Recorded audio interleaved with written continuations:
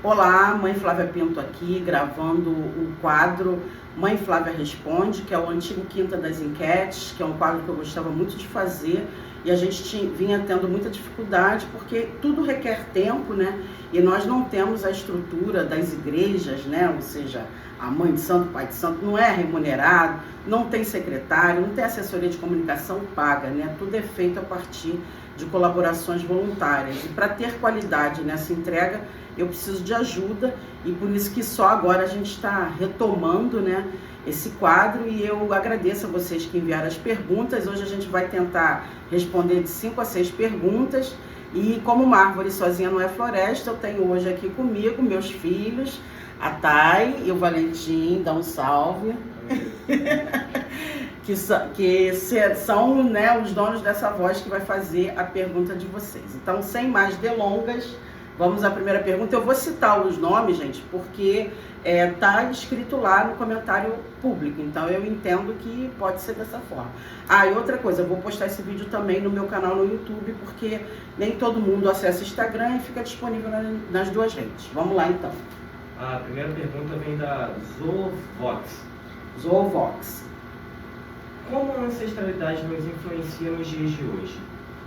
E quando você vem de uma família disfuncional ou teve pouco contato com seus antepassados? Bom, a ancestralidade, ela atua hoje com menos força do que no passado. No passado, que eu quero dizer, no início dos tempos. Por quê? Antes, cada povo tinha a sua religiosidade e praticava, muitos povos, esse contato com o ancestral. Ou seja, com o mundo invisível, com aquele seu parente que veio antes de você. Isso era uma prática de muitos povos mesmo, de indígenas, de africanos, de ciganos, de judeus, só que cada um com uma ritualística diferente. Com o advento da invasão eurocristã, né, chamada de colonialismo, muitas culturas religiosas e filosóficas foram destruídas. E foi disseminado, junto com o pensamento cristão, que a gente não podia se conectar com os nossos ancestrais, porque isso era coisa do diabo, né? E aí a gente passou a depender da figura daquele patrono religioso, chamado padre, né? E posteriormente pastor. Então, eu passei a só me comunicar com o divino dependendo, né, dessa extrema unção, dessa bênção, dessa confissão, desse diálogo, desse interlocutor que me acessa o reino do céu ou não. E com isso a gente foi desprezando um pouquinho essa coisa dos nossos ancestrais. Então, os nossos ancestrais são nossos verdadeiros anjos da guarda, são nossos familiares, nossos protetores.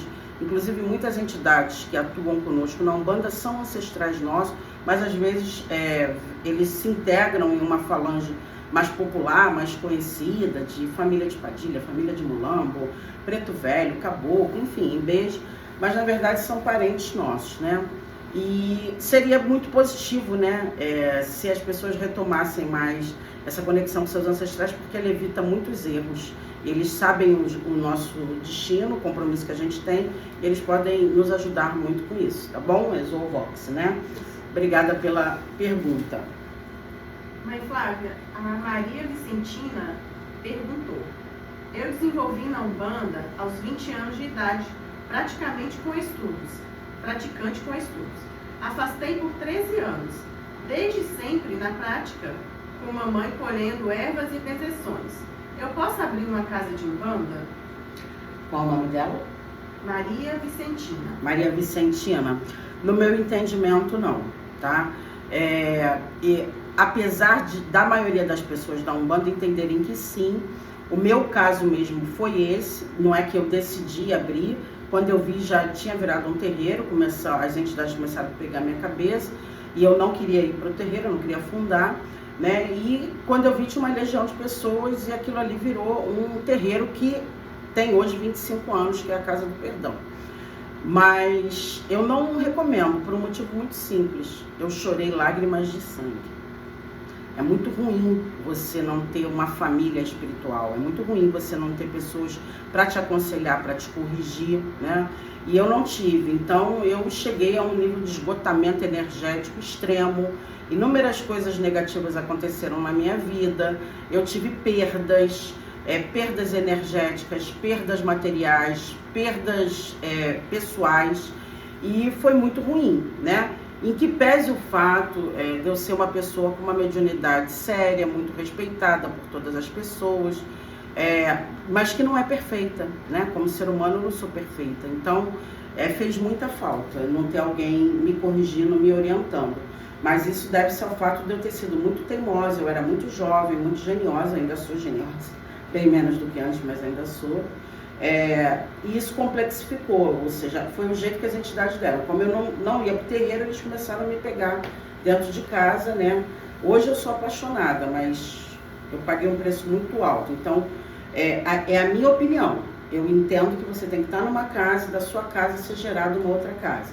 Vai ser melhor para você, tá? Próxima pergunta. Benção, mãe Flávia. A terceira pergunta vem da Marcele Martinusso. Marcele Martinusso. Isso. Tem algum oráculo que a gente possa se consultar para saber quem veio antes de nós e saber os ciclos que devemos quebrar? Então, oráculo, saber quem é nominalmente, não. Agora, se tem, talvez eu desconheça, tá? Existe algo que estão retomando, né, que é essa coisa, terapia sistêmica, né? Como é que é o nome disso? Enfim, tem uma galera aí, sabe qual? Constelação sistêmica, né? Tem uma galera fazendo, mas eu não sei muito como é. Eu participei de uma aula de um querido professor, que eu esqueci o nome dele, me perdoe por não citar, que ele resgatou essa prática da constelação sistêmica como um conhecimento também africano, né, de um povo que não é Iorubá, é um outro povo, eu esqueci qual é, e ele provou, inclusive academicamente, a veracidade dessa história. Eu não sei como estão usando agora, mas mesmo a constelação sistêmica, eu acho que ela te dá uma direção de arcabouços emocionais, vínculos energéticos, né? E muitas pessoas dizem que faz até muito bem. O oráculo, né, por exemplo, o Búzios, né, que está aqui, ele vai te falar de ancestralidade, ele pode trazer um recado, porque está no teu campo, mas ele não vai te dizer nominalmente. O Ifá também tem um babalaô sério, né? E a Nifaz aqui no Brasil a gente não tem muito essa cultura, mas existe, é importante saber que isso existe também, né? Ele vai também trazer uma visão de ancestralidade. Até porque Ifá, uma das coisas que eu acho muito bonita, né, na iniciação a Ifá é justamente essa satisfação, ancestralidade que é dada antes de tudo, né? Para quem é iniciado no candomblé, isso acontece também, mas a gente sabe que tem casas e tem casas, né? Tem casas que arreia uma determinada oferenda ali e diz que deu satisfação ao seu ancestral. E a gente sabe que não é bem isso, é um pouco mais, né? É um cuidado que a gente tem que ter, muito forte. Então, eu aconselho você a procurar, né, uma pessoa séria, dentro de uma visão religiosa que entenda a importância da sua ancestralidade e os seus ancestrais, entendendo que você está num lugar sério e está buscando essa conexão e eles não estão conseguindo porque os seus campos, seus mecanismos mediúnicos e sensitivos estão bloqueados, eles vão poder falar através desse sacerdote, dessa sacerdotisa, né? E às vezes eles mandam um recado também através de sonhos, de mensagens, de visagens para outras pessoas quando a sua cabeça está muito cheia.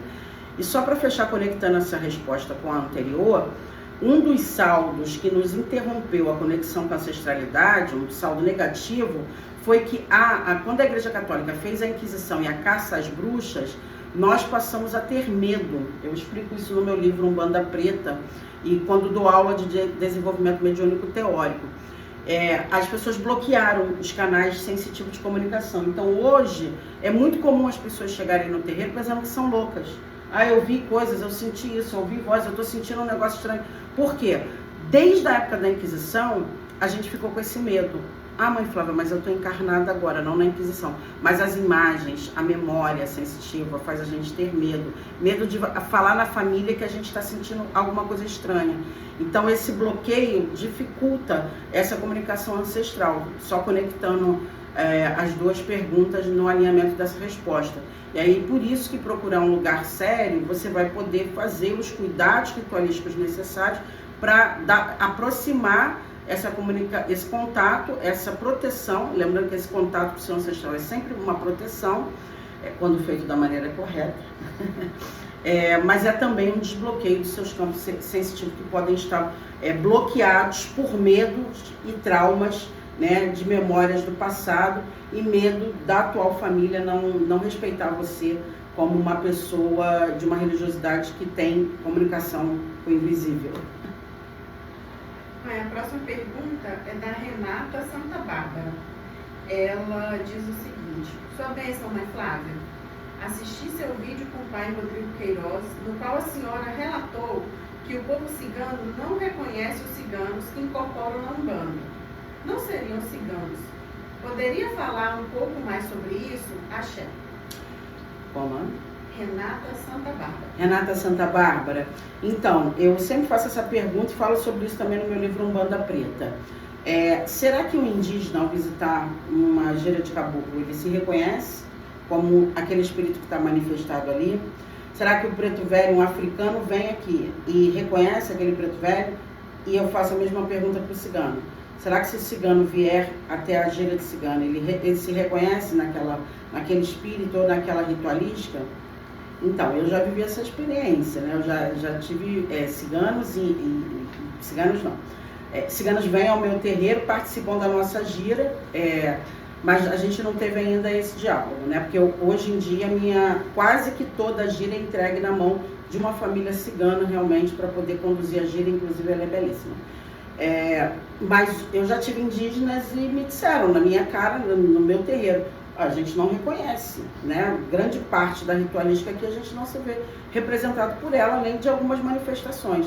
E o povo cigano, eu acompanhei esse momento na história do Brasil, quando eles passaram a participar das primeiras conferências nacionais de direitos humanos, reivindicando direitos, para dizer à comunidade brasileira que eles existiam, que eles eram povos aqui, que exigiam direitos, né? E queriam ter direito à fala, né? E eles são hoje parte do Estatuto da Igualdade Racial, inclusive. E nesse momento eu andava um pouco mais, né, com duas figuras ciganas muito respeitadas, que é a Miriam Stanesco e o Mil, e aprendi muito com eles, né, de dizer, olha, é complexo essa ritualística, né, e essa forma de algumas pessoas se dizerem ciganas. Elas trazem para si uma forma de se apresentar dizendo que são ciganos, sendo que não há a menor comunicação com os povos ciganos que estão vivos. É importante a gente entender que os indígenas estão vivos graças a Tupã, os africanos estão vivos graças ao Olodumare e os ciganos estão vivos graças a Santa Sarassalho. Né? E aí a gente não tem comunicação com eles. Então, muitas vezes eles brigaram para que as pessoas não se apresentassem mais como cigano, representantes do povo cigano, porque não era cigano de sangue. E eu acompanhei essa briga, foi uma briga feia, tá? Assim como muitos dos nossos aqui se autodenominavam como legítimos representantes da cultura, religiosidade afro. E hoje a gente sabe que nem um Umbanda nem um Candomblé existe na África, né? É um sistema religioso criado aqui a partir de uma matriz, né, africana, indígena e que tem a presença cigana, sobretudo nos terreiros de Umbanda. Então é um pouco pensar, né, o quanto que você está em contato com os ciganos, de dizer que aquilo ali é uma homenagem, é uma festa, mas é uma homenagem, do quanto você traz ciganos de verdade para cá e a manifestação do espírito, né, o quanto que aquele espírito às vezes está perdendo mais tempo em provar que é cigano, que é indígena, que é africano, o que é mais uma coisa do médium do que do próprio espírito, né? Ou é um espírito sem luz mesmo, né? É um agé dentro daquele campo espiritual. E não é isso, né? Porque às vezes a pessoa na prática ela não está em contato com nada. Então há uma distância entre o que se diz na maioria das casas, não em todas, e às vezes não em todos os médios, mas há uma distância muito grande, um fosso muito grande cultural entre um espírito que se manifesta dizendo que ele pertence a um povo com a prática verdadeira, com a praxis daquele povo. E aí só vai entender isso as pessoas que verdadeiramente estão preocupadas com a ética do seu desenvolvimento mediúnico, e eu acho que isso é algo que a gente precisa debater e pensar muito, né? É só entender o quanto que você se conecta com ciganos, o quanto que você se conecta com indígenas, o quanto você se conecta com população quilombola e povos africanos, o quanto de tempo você dedica a isso, o quanto de tempo você já disponibilizou para ir vê-los, conhecê-los e fazer essa troca, e principalmente, né, o quanto de recursos financeiros e materiais você aloca com esse povo, né? Porque todos eles são povos que precisam de ajuda, de apoio, né? Os ciganos mesmos, mas precisam também, porque são povos que às vezes negam a sua identidade para sobreviver, né? Porque às vezes a gente é morto simplesmente por ser indígena, por ser cigano e principalmente por sermos pessoas negras. A próxima pergunta vem da Quedalvo95. Mãe Flávia, sua bênção. Gostaria que explicasse um pouco sobre os preceitos. Como devemos fazer e por que é necessário? Bom, preceito, ele é muito importante. É outra coisa que a gente também explica quando eu dou curso de desenvolvimento mediúnico teórico, mas fala um pouquinho aqui nesse livro também, no Banda Preta. O preceito, ele é para preservar a sua energia, o seu fluido energético, para que você não entre desgastado numa gira, tá? Vamos pensar no contexto de gira de Umbanda.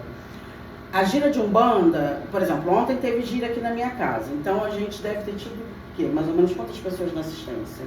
Deve ter mais 20. Mais? De 30 a 40 pessoas na assistência. Então, vou até rememorar uma fala do Caboclo Ventania aqui, com o caboclo com o qual eu trabalhei ontem.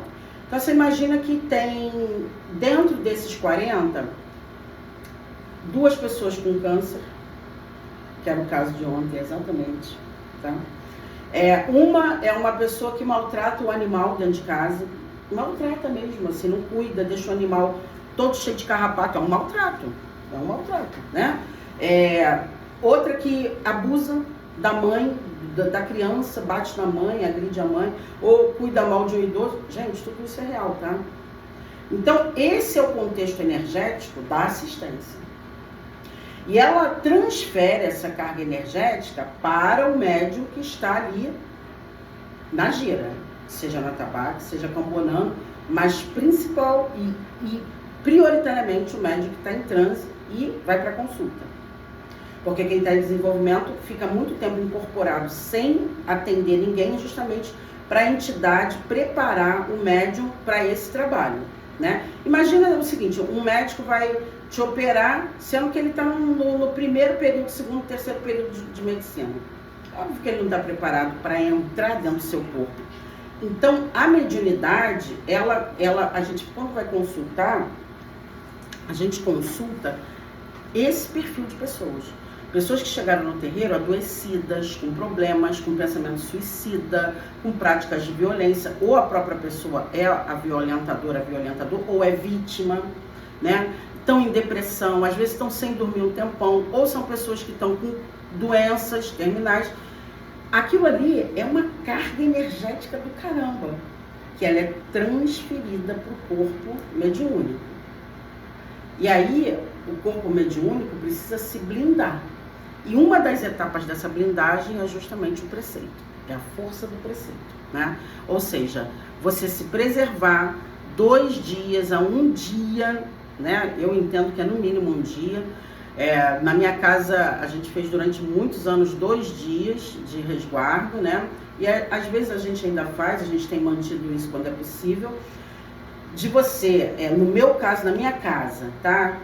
Evitar o álcool, a carne vermelha, e evitar sair e tal, de estar em lugares muito pesados, com uma energia muito aberta, e o sexo. Principalmente quando você faz sexo com uma pessoa que não é um parceiro, uma parceira de muito tempo. Quando a energia está equalizada, ok. Mas às vezes a pessoa também está casada há 30 anos com uma pessoa que é dispare da sua energia. E aí também isso se aplica. Então o assunto já é outro, né? Enfim, e aí a gente pede. Como a gente entendeu na prática, a casa, perdão, tem 25 anos, né? Como a gente entendeu na prática que não rolava essa prática do do preceito, o caboclo Ventania mandou mudar.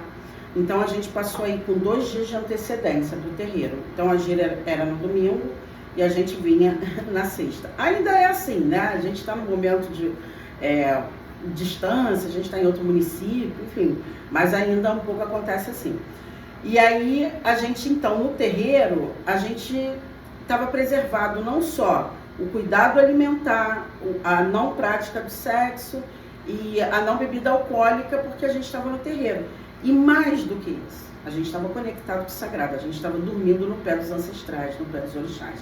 Então a gente estava 2 dias sem conexão com televisão, celular impossível, né? Todo mundo dá uma folhadazinha, mas no terreiro a gente não tem tempo para ficar o tempo todo no celular, porque é muito trabalho. E aí, automaticamente, quando esse médium entra na gira, a qualidade do fluido que ele tem para doar, por exemplo, se ele atender uma pessoa que está com pensamento suicida, é muito mais qualificado. O que isso quer dizer, gente? Preste atenção nesse detalhe.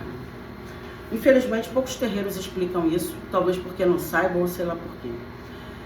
Se você vai atender uma pessoa doente, a entidade que está em você vai atender, ou se eu aqui, como mãe de santo, numa conversa, ou como uma Yaorixá jogando um búzio, aquela energia entra dentro de você.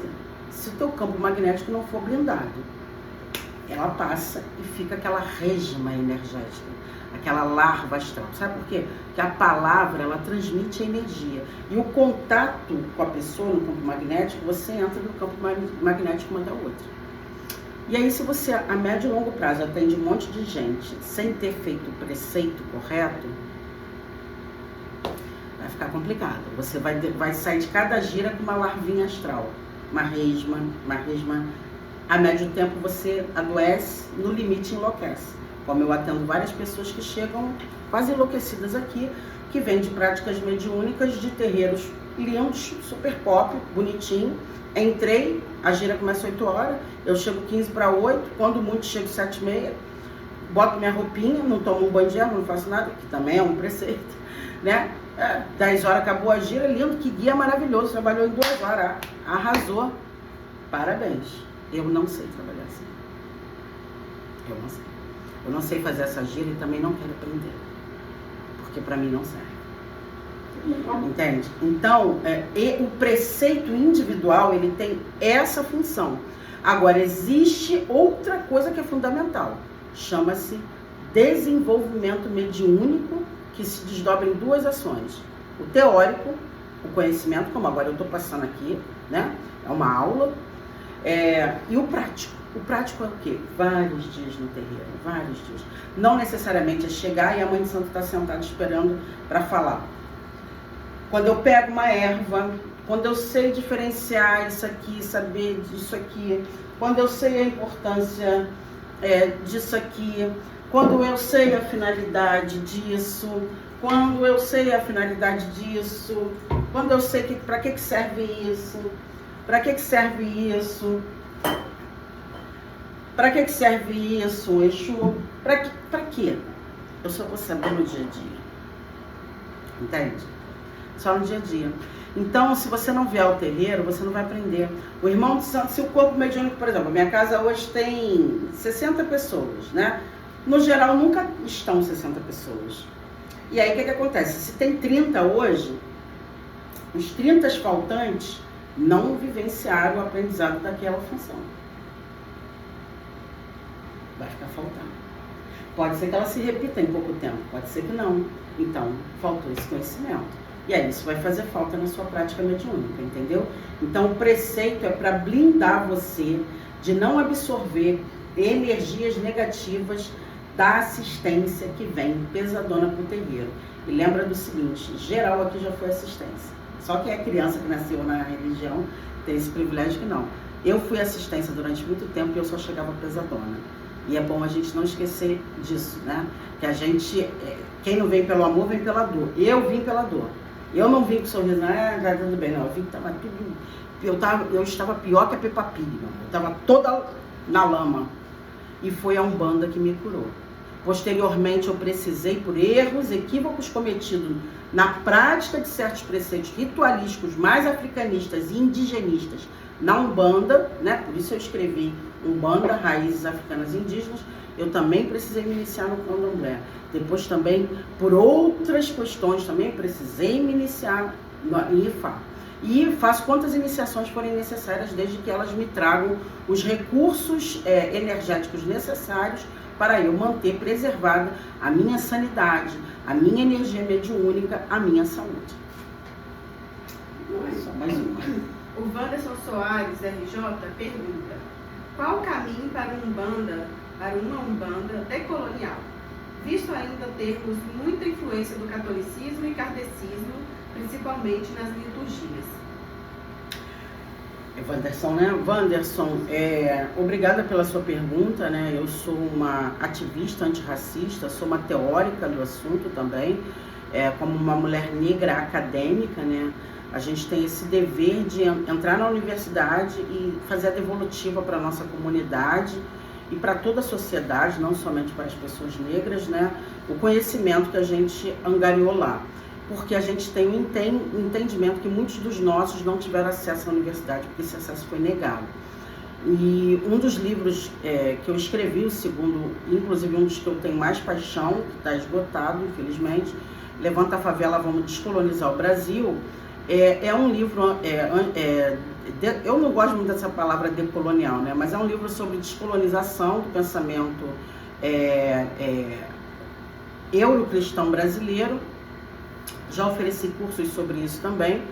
E a gente vem ali um pouco explicando, né, por que a gente precisa se descolonizar. Esse discurso, ele oferece uma resistência maior dentro da Umbanda, mas dentro do Candomblé também.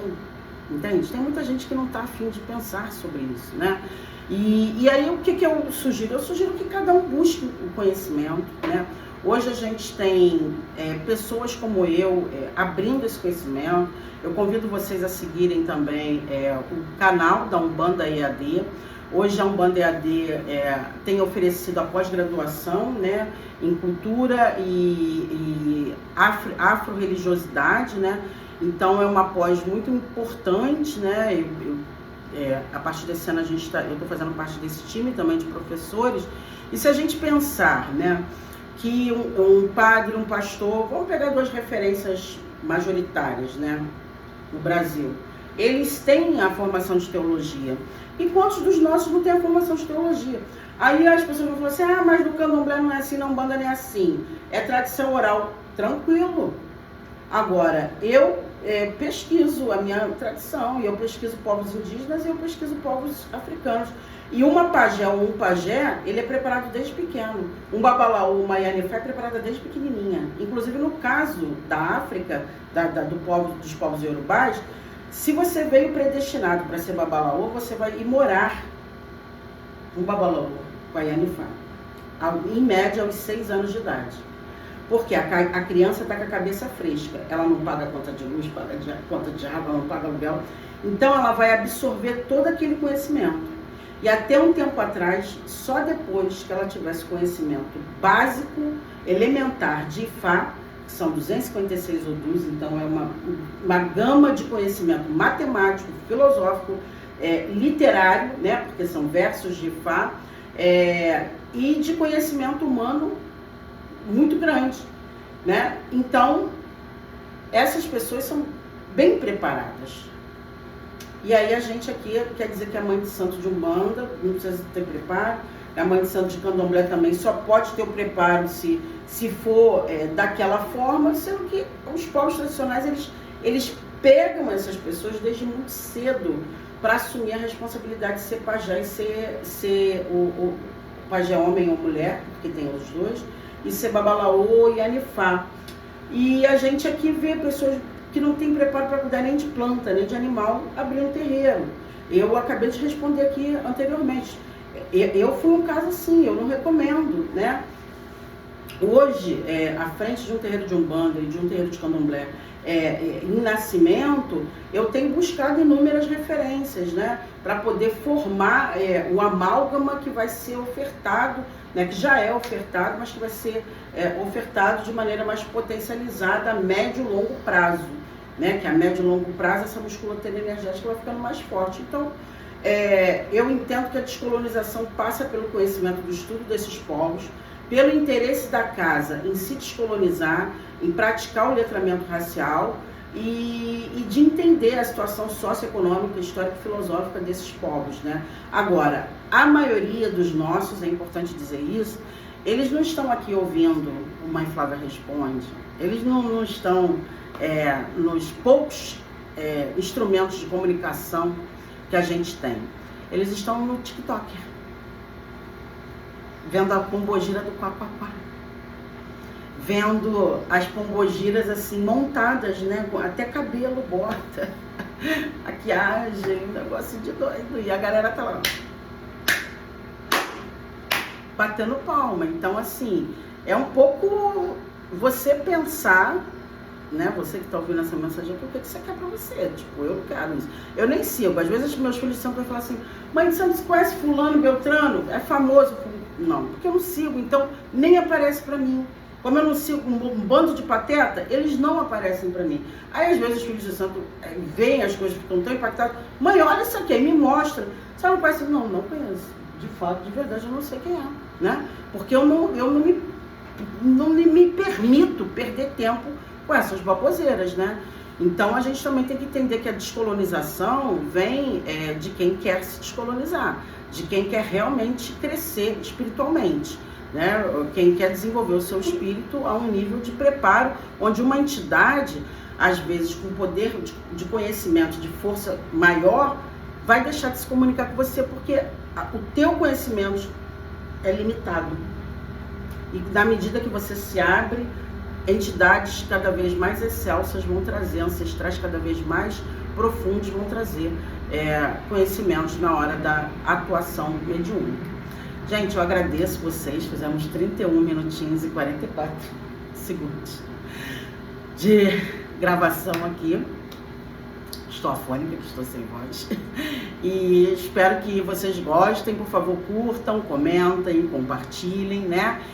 Sigam meu canal também no YouTube, Mãe Flávia, e também o nosso podcast, que a gente tem lá uma bateria de episódios bem legais que vocês podem maratonar, tanto no Spotify quanto no YouTube, Mãe Flávia Pod, tá bom? E numa próxima etapa a gente responde as próximas perguntas. Meu saravá fraterno, obrigada por tudo que vocês são, fazendo com que a gente possa transmitir um conhecimento que a gente não pode levar ele para o túmulo, mas a gente só pode falar se tiver pessoas que queiram nos ouvir. Então eu agradeço a gentileza amável, afável de vocês cederem as vossas oris para que a minha cabeça, a minha boca possa falar para a sua cabeça. Meu saravá fraterno.